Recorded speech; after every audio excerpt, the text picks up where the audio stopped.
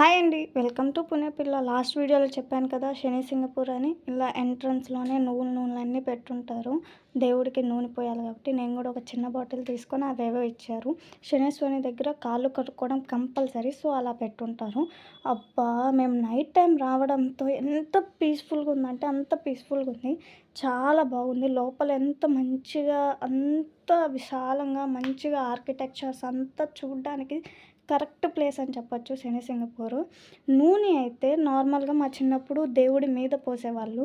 కానీ ఇప్పుడు ఇక్కడ ఒక డ్రమ్ము లెక్క పెట్టారు. ఆ డ్రమ్‌లో పోస్తే డైరెక్ట్‌గా పైప్స్ ద్వారా దేవుడి పైన పడతదంట.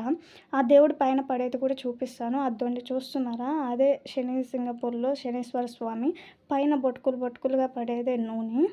అక్కడ ఇంత మంచి ఆర్కిటెక్చర్ కట్టున్నారు. చాలా బావుంది. నెక్స్ట్ సిడీ వస్తది. Bye bye.